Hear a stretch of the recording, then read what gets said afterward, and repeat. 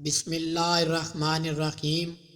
السلام علیکم عزیز دوستو، آپ دیکھ رہے ہیں ہمارا یوٹیوب چینل روشنی کا سفر۔ ہمارے چینل کو سبسکرائب اور لائک ضرور کر دیجئے، بہت شکریہ۔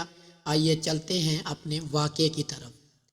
ایک دفعہ حضرت شیخ سعدی شیرازی رحمۃ اللہ علیہ چھوٹی عمر کے تھے کہ ایک دفعہ اپنے والد صاحب کے ہمراہ عید کی نماز کے لیے جا رہے تھے کہ لوگوں کی بہت بھیڑ تھی، اس لیے والد نے انہیں نصیحت کی کہ دیکھو بیٹا، میری انگلی نہ چھوڑنا ورنہ رش اور بھیڑ میں گم ہو جاؤ گے۔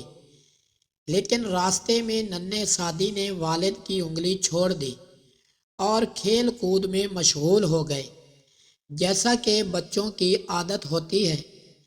کھیل سے فارغ ہو کر جب والد کو قریب نہ دیکھا تو مارے خوف کے رونے لگے۔ اتنے میں والد بھی انہیں ڈھونڈتے ڈھونڈتے وہاں آ گئے۔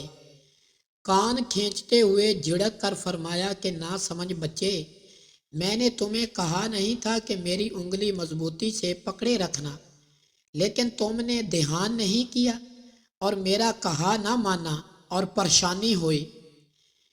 بڑی عمر میں حضرت سعدی لوگوں کو یہ بیتی واقعہ سنا کر فرمایا کرتے تھے، اگر تم دنیا کی بھیڑ میں گم ہونا نہیں چاہتے تو کسی نیک بندے کا دامن تھام لو، ورنہ پریشانی میں ٹھوکریں کھاتے پھرو گے۔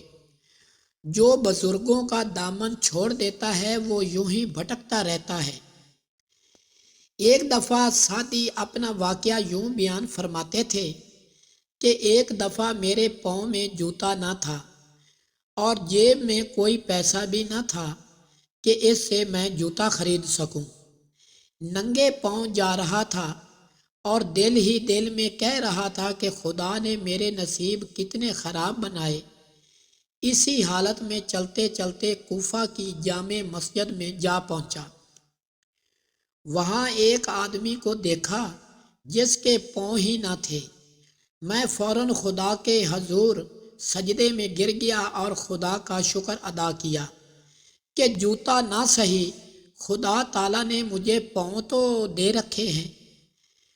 اسی طرح اپنے بچپن کا ایک واقعہ اور اسی طرح فرماتے ہیں کہ ایک شادی رحمۃ اللہ علیہ کچھ اس طرح بھی بیان فرماتے ہیں کہ ایک شب کو میں اپنے والد صاحب کے ساتھ مسجد گیا۔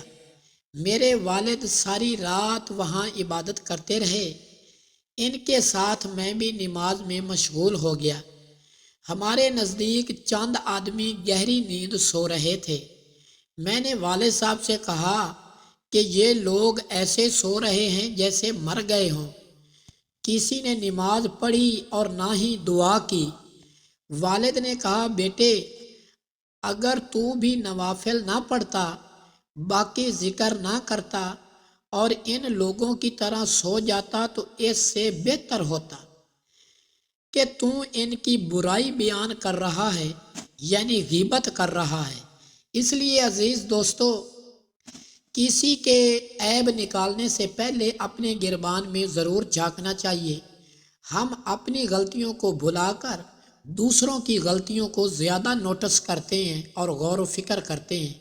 اس لیے مخلوق خدا سے محبت اور اپنی غلطیوں پر ہمیشہ نظر رکھنی چاہیے۔ بہت شکریہ۔